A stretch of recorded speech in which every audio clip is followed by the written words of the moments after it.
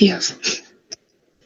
El día de hoy vamos a desarrollar algunos ejercicios de la parte práctica de lo que son los procesos industriales para dar fin a esta parte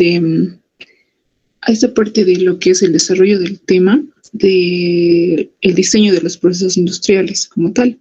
A partir de la próxima semana ya vamos a empezar a ver lo que son, vamos a empezar con la etapa de simulación y ver algunos programas que nos van a permitir realizar el modelado y la simulación de los procesos. Bien, entonces vamos a iniciar con el primer ejercicio que nos dice: una planta industrial que produce alcohol por primera vez ha tenido problemas con una columna de destilación. Los técnicos creen que se pierde demasiado alcohol en las colas. Calcular la composición de las colas y la masa de alcohol que se pierde en ellas. Entonces podemos ver que el ejercicio va a estar centrado en lo que es la operación de destilación. Acá tenemos un diagrama de bloques donde se encuentra la columna de destilación. Y bueno, algunos datos del ejercicio, que primero la alimentación que se va a proveer a la columna de destilación va a tener un flujo de 1000 kilogramos, donde la composición de este flujo va a ser de 10% alcohol y 90% agua. Y finalmente tenemos el destilado, que no conocemos el valor que tiene, el valor másico, pero la composición va a ser 60% alcohol y 40% agua. Y la relación en peso va a ser de 1 a 10 de la alimentación.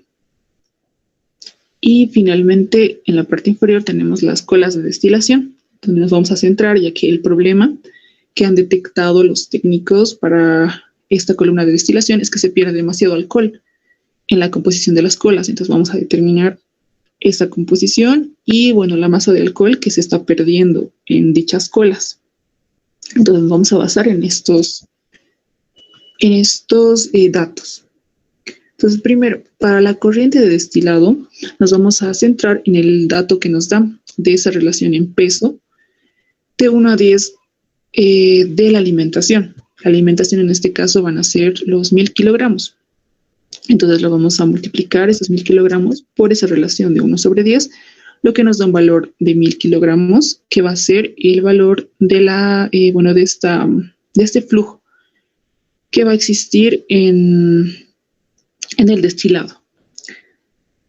Para la determinación de la masa de la corriente de las colas, vamos a proceder a realizar un balance global, donde primero tenemos el valor del flujo de entrada en la columna, que va a ser F, que ya lo vimos en el diagrama, y va a ser igual a la sumatoria de tanto la corriente de destilado más la corriente que va a existir en las colas.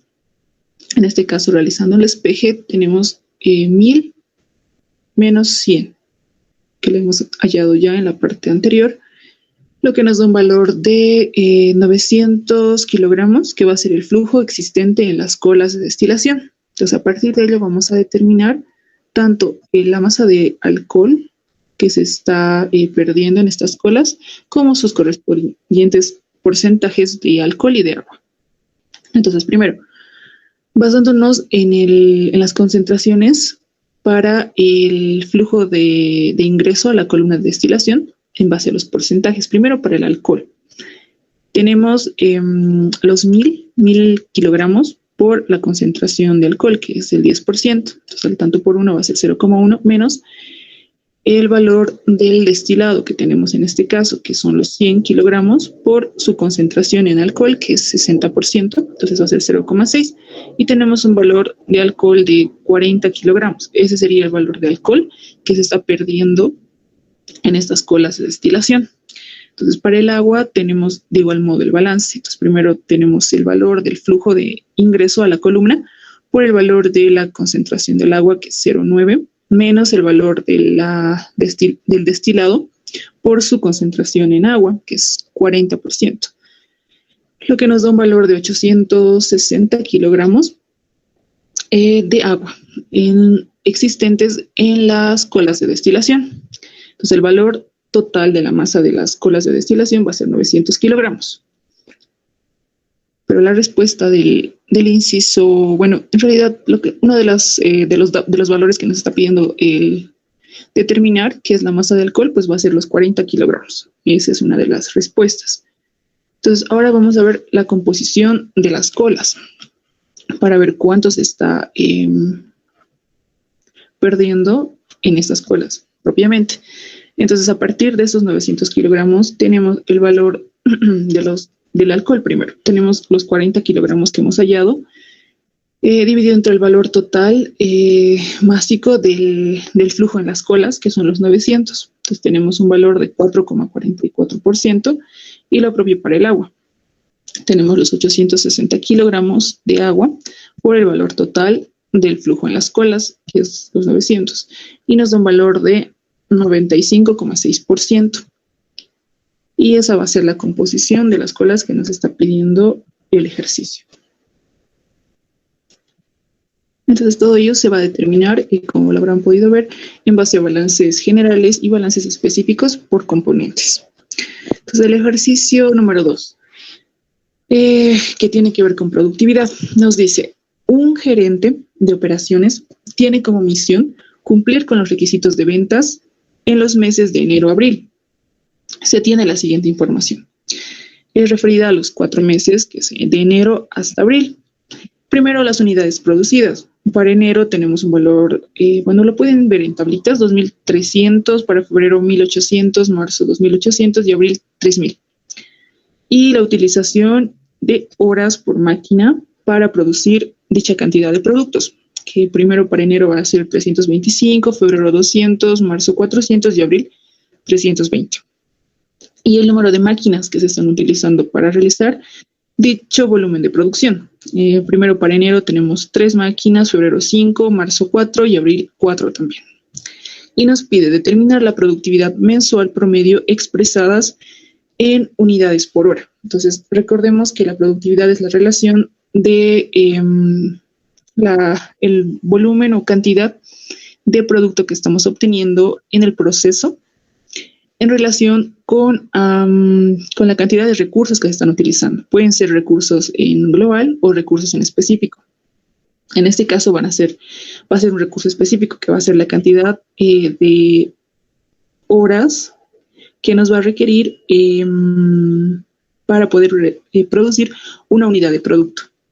Entonces, este valor de la productividad, como recordaremos, es un indicador que nos va a permitir valorar la eficiencia y en realidad nos va a permitir ver cómo va nuestro proceso en realidad. Bien, entonces, recordando un poco el concepto, bueno, las formulitas para calcular la productividad, vamos a ver que debemos calcular primero el total de horas que estamos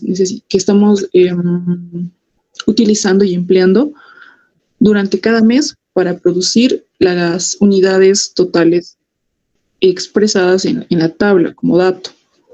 Entonces, para ello va a bastar multiplicar la cantidad de horas por cada máquina por el número de máquinas. Entonces, en el primer caso, para enero vamos a tener 975, para febrero 1000, para marzo 1600 y para abril 1280. Entonces, vamos a proceder a realizar el cálculo de la productividad para cada uno de los meses. Primero, para enero, tenemos el valor de las unidades, que va a ser 2.300 unidades producidas en el mes, dividido entre la cantidad de horas que estamos empleando para la producción de estas unidades. Entonces, nos dan un valor de 2,36. Del mismo modo, para febrero tenemos las 1.800 unidades dividido entre las 1.000 horas que estamos empleando, que nos da un valor de 1,80. Y para el mes de marzo, de igual modo, tenemos 2.800 entre 1.600. Y tenemos un valor de productividad para marzo de 1,75. Y para el mes de abril, hay un error en la diapositiva, lo voy a corregir y para enviarles más adelante. Tenemos el último valor, que es la productividad para abril, que va a ser de 3.000 unidades dividido entre 1.280 horas que estamos empleando, que nos da un valor de 2,34 unidades por hora que estamos empleando. Justamente tenemos que ver en qué valor, porque recuerden que la productividad se puede calcular de acuerdo al requerimiento que tengamos. Entonces, en este caso nos está pidiendo que expresemos esa productividad en unidades por hora. Entonces, cada una de esas productividades va a estar expresada en unidades por hora. Entonces, para tener el valor de la productividad promedio, que también nos está pidiendo calcular, va a ser necesario realizar un promedio aritmético de estos valores de productividad de cada mes. Entonces tenemos las productividades del primer mes, que es 2,36, más 1,80, más 1,75, más 2,34, dividido entre 4 meses que estamos contemplando para el cálculo, que nos da un valor de 2,06 unidades por hora máquina. Entonces este valor de productividad nos va a permitir ver esta relación. ¿Cuántas horas máquina estamos empleando? En realidad, en este caso, ¿cuántas unidades estamos obteniendo por cada hora máquina que destinemos a la producción? En este caso van a ser 2,06. Del mismo modo, si lo invertimos, realizamos la división de 1 dividido entre 2,06, vamos a obtener el valor de horas máquina que estamos empleando para cada unidad. Entonces, como podrán ver, como ya lo conocemos, la productividad puede ser expresada de muchas maneras, de acuerdo al requerimiento que tengamos en el proceso y de acuerdo a lo que estemos pretendiendo medir dentro del proceso. Ahora, en el siguiente ejercicio vamos a ver un poco del proceso de producción del cemento. En este caso vamos a ver específicamente para el cemento Portland, ya que nos hemos estado centrando mucho en ese análisis, ¿verdad? En clases pasadas también, de los diagramas y los balances. Entonces vamos a ver un poco cómo funcionan los cálculos dentro de este proceso en específico, ya que tiene particularidades que lo vamos a ver a continuación. El ejercicio nos dice, se cuenta con 10.000 kilogramos de caliza como materia prima fundamental. Nos pide calcular la cantidad de materia prima y acelerador de fraguado necesaria para el proceso de producción industrial del cemento. Un poco haciendo una breve acotación, el acelerador de fraguado es otro nombre que también se le da al yeso, que como lo vimos en clases pasadas, el yeso es una parte importante del proceso, es uno de los elementos fundamentales para la producción del cemento Portland. Y el inciso B nos dice la cantidad de bolsas de cemento Portland de 50 kilogramos que se van a obtener en el proceso. Entonces recordemos un poquito acerca del proceso de producción, en este caso del cemento Portland, recordando primero la materia prima fundamental, que va a ser la arcilla y la piedra caliza, o caliza solamente. Que en el caso de la producción del cemento, siempre se va a partir de esos valores que pueden ver en pantalla.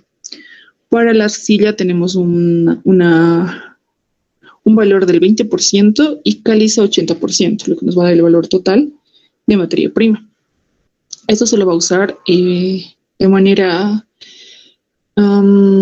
general si es que en nuestro proceso no necesitamos un tipo de dosificación específico. En este caso, el cemento Portland, por defecto, siempre va a tener esos valores de concentración que se pueden ver en este diagrama de bloques. Entonces, tenemos luego que tanto la arcilla y la caliza, la mezcla de ambos, nos van a dar, recordando un poco, lo que es el clinker, como producto del clinker, y una vez se añade el yeso, vamos a tener como producto final el cemento Portland. Entonces, para el clinker y el yeso, de igual modo, tenemos esos valores de concentración. Para el clinker siempre va a ser 95% y yeso 5%. Entonces, tenemos que partir de esos valores para realizar los cálculos a continuación. Entonces, primero, el dato fundamental que nos dan, que tenemos una masa de caliza en este caso son 10.000 kilogramos. Entonces, vamos a partir de ello para realizar el cálculo. los cálculos que nos están pidiendo. Entonces, primero tenemos el valor en realidad, el análisis de las composiciones de las materias primas, de la arcilla y de la caliza, 20 y 80.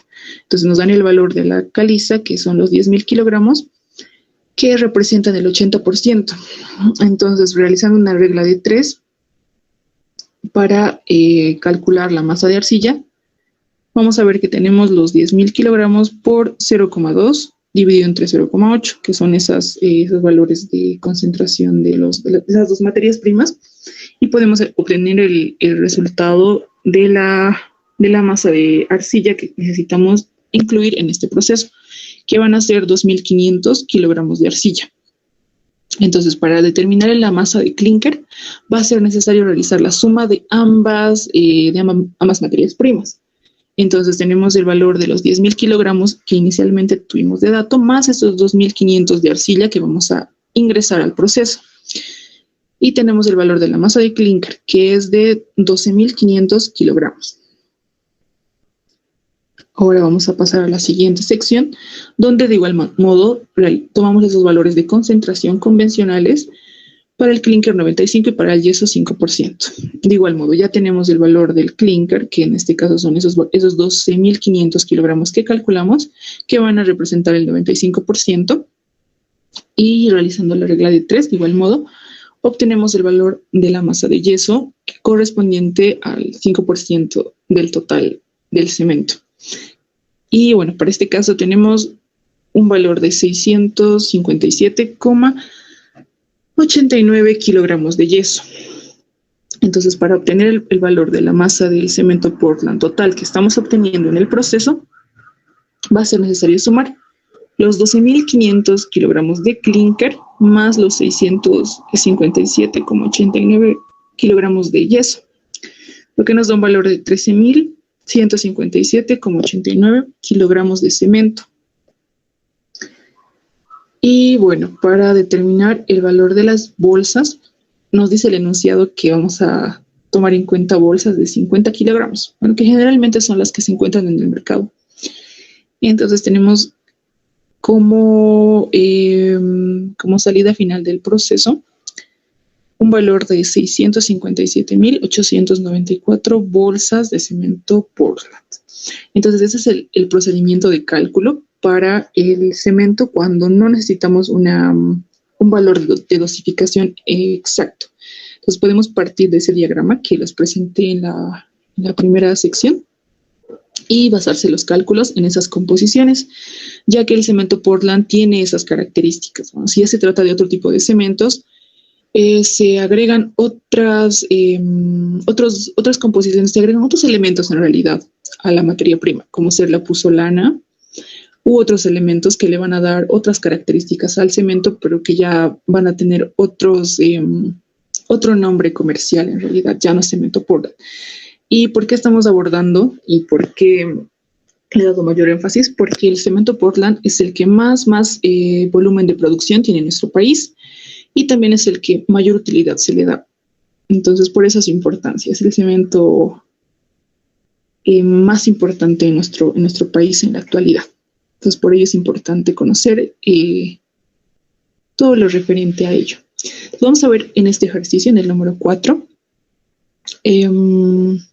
cómo se utiliza un porcentaje de dosificación específico. Nos dice, dentro de una planta de producción de cemento, tenemos de igual modo las materias primas y la producción de cemento en sí.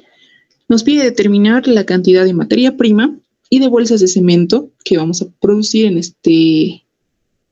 este caso, si la dosificación va a ser del 83% y se cuenta con una masa de clínker de 10.500 kilogramos. Entonces, en este caso vamos a partir de ese 83% que nos está dando. La dosificación en realidad se puede definir como una característica particular del cemento Portland, que puede ser arriba de los 75. Puede tener 75, 76 y así hasta el 100%. En este caso tenemos el 83 y vamos a ver cómo se maneja. De igual modo, hay una regla específica para manejar ese valor. Esos valores que ven en color anaranjado son valores que se dan de igual modo, de modo preestablecido, es decir, ya son valores dados en tablas. Entonces tenemos el 94,5 y el 7,7, que son valores ya, como les he mencionado, preestablecidos. Entonces primero tenemos el 83 en la parte central, ahí vamos a centrar el valor de la dosificación que estamos requiriendo en sí para este proceso, y le vamos a restar con esos valores convencionales que tenemos. Entonces primero tenemos el 94,5 menos 83, lo que nos da un valor de 11,5, y 83 menos el 7,7, lo que nos da un valor de 75,3. Entonces esos dos valores son importantes y los vamos a tomar como una relación entre las dos materias primas, entre la caliza y la arcilla. Entonces ahí tenemos el valor de 75,3, que va a ser asociado a la caliza, y el 11,5 asociado a la arcilla, lo que nos va a dar un valor de 6,55 en este caso. Y eso nos va a servir para realizar el cálculo de la concentración de estas dos materias primas para la mezcla inicial. Entonces tenemos esas formulitas que ven ahí para el cálculo, son igual fórmulas preestablecidas donde solamente tienen que realizar el reemplazo de ese valor que estamos obteniendo. Entonces primero para el porcentaje de caliza lo reemplazamos en esa formulita y tenemos un valor de 86,75, que ese va a ser el valor de la concentración de la arcilla, de la caliza en este caso. Y la arcilla va a tener una concentración del 13,25%. Entonces procedemos a pasar esto en nuestro diagrama de bloques principal para realizar los cálculos y vamos a partir de ello. Entonces ya no vamos a manejar el 20% de arcilla y el 80% de caliza que vimos que se maneja de manera convencional. Vamos a manejar esos valores mucho más específicos para este caso, pero que de igual modo los vamos a manejar con reglas de 3. Primero en base al dato que nos está dando el enunciado, que nos dice que tenemos 10.500 kilogramos de clínker. Y de igual modo, vamos a tomar esas relaciones en base a las composiciones de la materia prima. En este caso, para la arcilla ya va a ser 13,25 y para la caliza 86,75. Como tenemos ese valor del clínker, que va a ser igual a la sumatoria de esas dos materias primas, va a ser necesario realizar la multiplicación de ese valor por las concentraciones de ambos para determinar las masas de ambas materias primas. Para la arcilla, tenemos que el clínker es de 10.500 en este caso por el valor de la composición de arcilla. Entonces tenemos el por multiplicado por 0,1325, lo que nos da un valor de 1.391,25 kilogramos de arcilla. Y del mismo modo para la caliza, por su correspondiente composición, que va a ser el del 86,75, lo que nos da un valor de 9.108,75 kilogramos de caliza. Entonces ya tenemos los valores de la materia prima que nos está pidiendo en un inicio. Y ahora sí, para las bolsas de cemento, de igual modo. Utilizando, para este caso, en el caso del yeso y el clínker, siempre se va a usar de manera convencional ese 95 de clínker por el 5 de yeso, ya que el yeso para el cemento Portland la regla es que siempre sea del 5%. Entonces, de igual modo, para determinar la masa de cemento, primero el yeso, que nos da un valor por regla de 3, de igual modo, de 552,63 kilogramos de yeso, lo que nos da una masa total de cemento de 11.052,63 kilogramos de cemento. Tomando en cuenta que cada bolsa tiene 50 kilogramos, de este proceso, utilizando esas cantidades de materia prima, podemos obtener 221 bolsas de cemento Portland.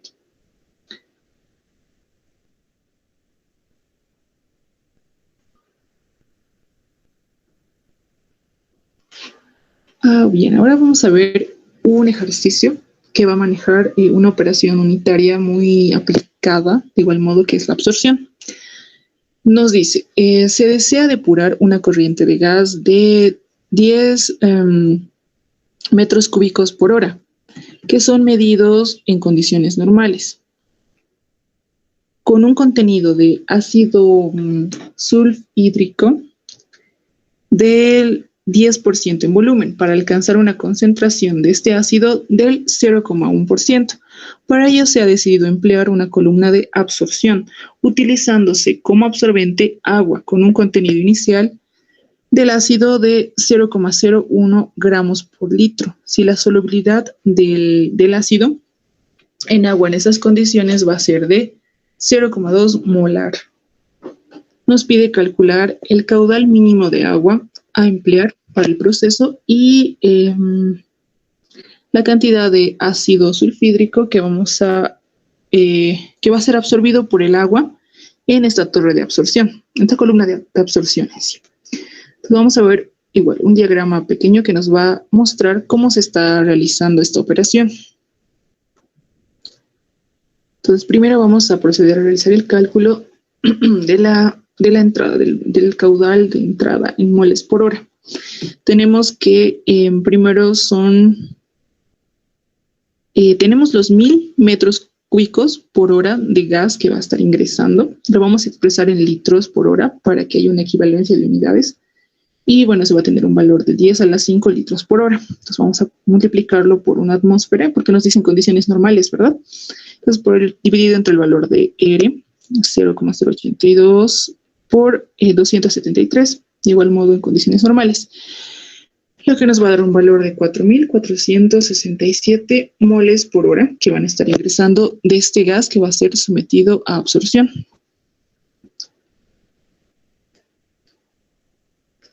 El gas inerte, como ya lo conocemos en la operación de absorción, siempre va a estar presente y se va a utilizar para relacionar las corrientes de entrada y salida del gas.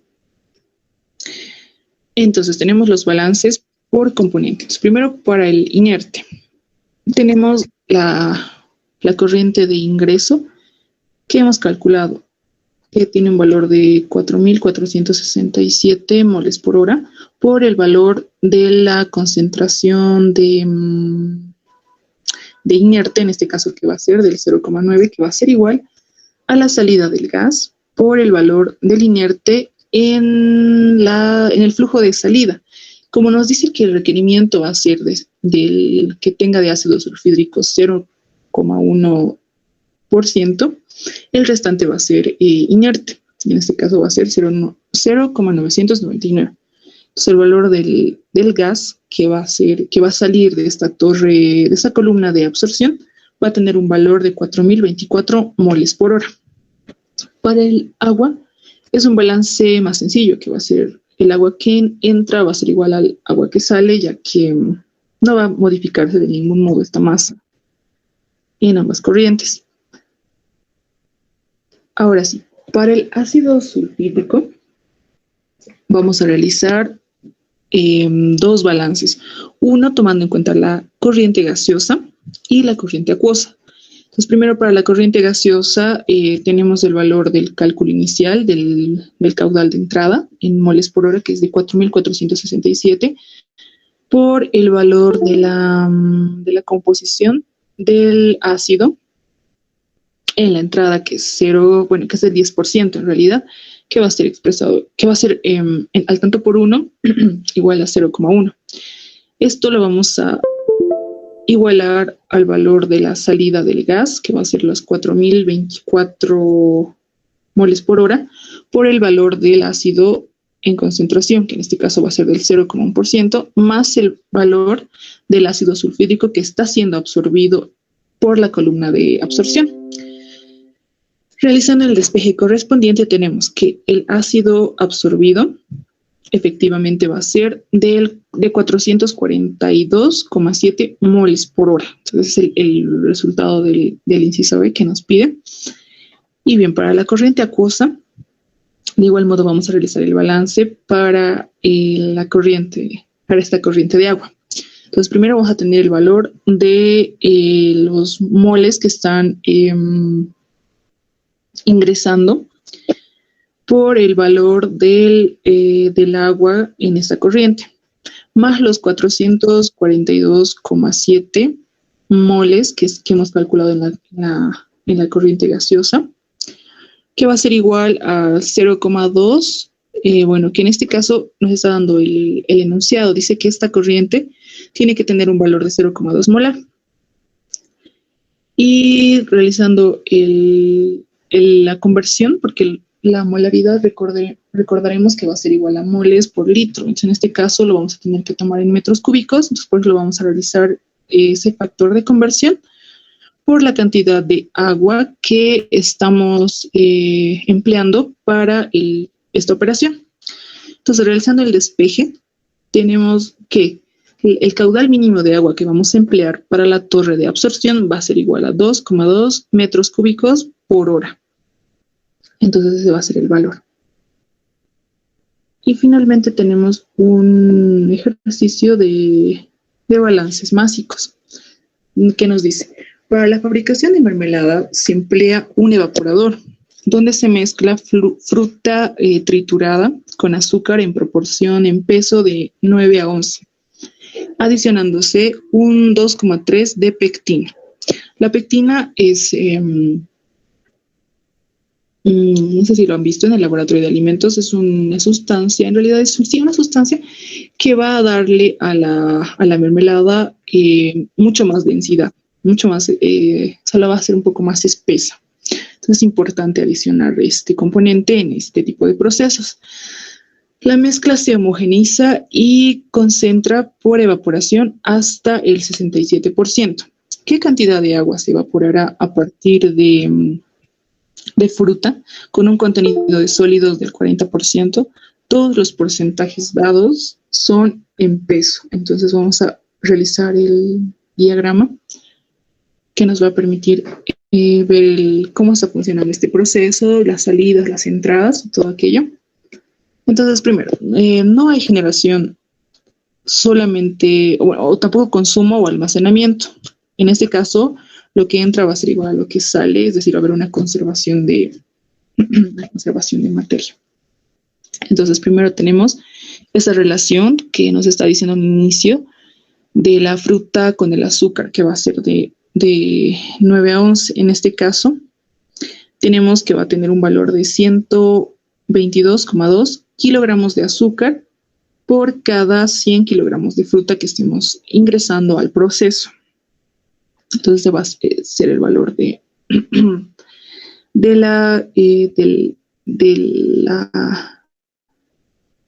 consumo de azúcar que se está requiriendo para el proceso. Entonces, ahora tenemos el valor de la pectina. Entonces nos dice el ejercicio que se va a adicionar en proporción de 2,3% de pectina. Entonces ese valor va a ser 0,230 kilogramos de pectina por cada 100 kilogramos de mezcla. Por el valor de los 100 kilogramos del... A ver, un poquito acá, esta parte es necesario poder ver el diagrama. Entonces poder ver cómo estamos determinando cada uno de esos elementos. Entonces, primero tenemos que el azúcar lo vamos a denotar por la A mayúscula, la pectina por P mayúscula, el agua por Y, el agua que se está evaporando va a ser Y, y la mermelada, el volumen de mermelada que estamos teniendo como salida del proceso va a ser denotado por X mayúscula también. Entonces, eso. Entonces, acá vamos a ver en esta relación justamente eso. Que tenemos en el enunciado lo que nos dice que, un momento, tenemos esos valores de concentraciones. Entonces vamos a relacionarlo para la pectina primero, cada uno de ellos, las corrientes tanto de ingreso, porque tenemos únicamente en este caso dos corrientes en realidad 3 elementos de ingreso. Van a ser la fruta, el azúcar y la pectina. Lo que nos va a dar como producto final la mermelada denotada por X y Y que va a ser el agua que se está evaporando. Entonces, realizando esas operaciones de relación entre estos flujos, tanto de entrada como de salida, tenemos que la pectina va a tener un valor de 0,50 kilogramos de pectina que necesitamos agregar a nuestro proceso. La corriente X serán los kilogramos de mermelada que obtendremos por cada 100 kilogramos de fruta triturada. Y la corriente Y serán los kilogramos de agua evaporada que obtendremos por cada 100 kilogramos de fruta triturada.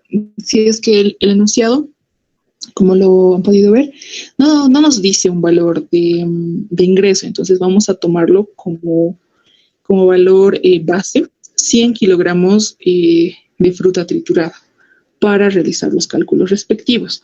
Entonces, primero tenemos el balance global, tomando en cuenta todos los elementos, y el balance para el sólido y para el líquido. Como tenemos ahí un sistema ya compatible, podemos ver que el valor de agua que se va a evaporar, en este caso van a ser, en la parte de azul se puede ver, van a ser de 18,70 kilogramos de agua por cada 100 kilogramos de fruta triturada. Como hemos dicho ya, el cálculo se va a realizar en base a un valor preestablecido que lo podemos dar. Entonces, pueden ser 100 kilogramos, 200 o 300.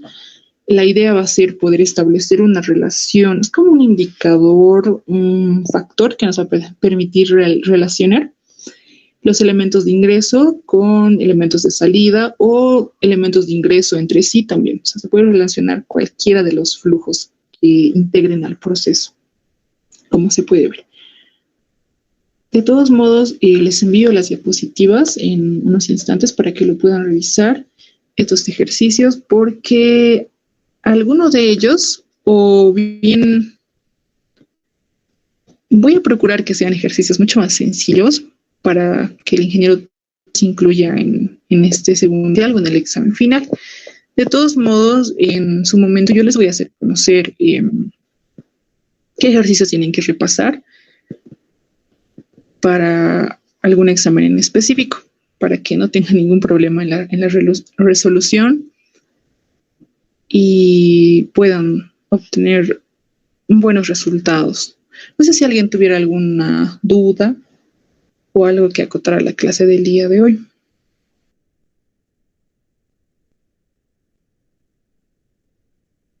Ya.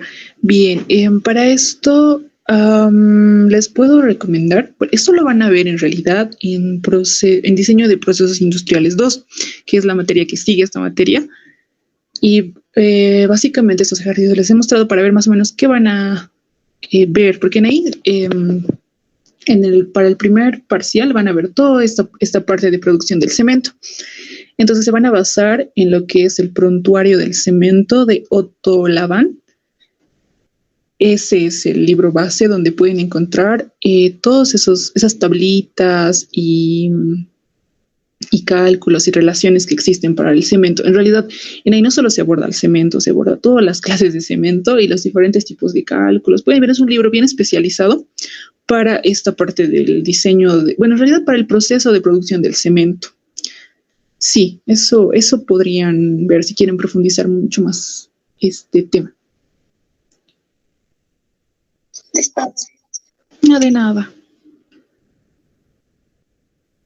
Un momento les paso de todos modos el título del libro y el autor para que lo tengan ahí de referencia. También sé que les va a servir mucho esto para, como les digo, para la siguiente asignatura.